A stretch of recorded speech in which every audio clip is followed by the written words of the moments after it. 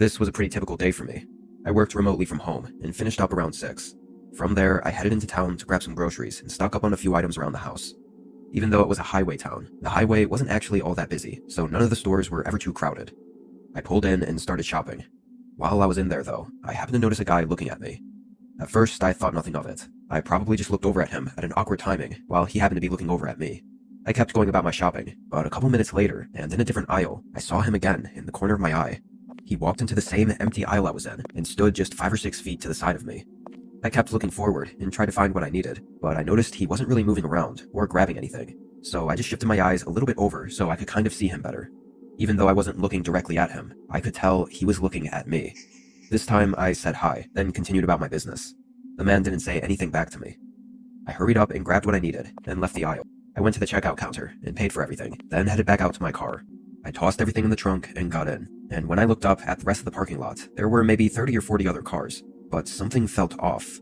Then I saw him again. He was standing between a couple cars, looking over in my direction. He didn't have any groceries in his hands, so I don't think he even checked out or got anything. The hell was up with this guy? Probably some creepy trucker running on 2 hours of sleep or something. I pulled out of the parking lot and started heading home. I parked out front and brought in the first couple bags of groceries. While putting that stuff away, I got a little sidetracked by a phone call from my dad, but eventually I got back to it and headed back outside to my car to grab the rest of the groceries. When I did, I saw something far out, and kind of off the side of the dirt road, there was a truck. Its lights were all off. I could only see the general shape of it, silhouetted by the night sky. I own just under 40 acres of land, so where that truck was on my property.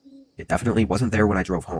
I slowly walked up to my car and got my groceries out, keeping an eye on the truck the entire time. After tossing the groceries away, I opened up the curtains on the front of the house, just so I could keep an eye out there. Over time, say the next hour or so, I felt less and less nervous about it, and thought that it was almost surely a driver sleeping. Still strange, but harmless. I spent another hour in the living room, watching a show, and never saw the truck move. It was getting late, so I closed the curtains and went upstairs to get in bed. I think I fell asleep pretty quickly.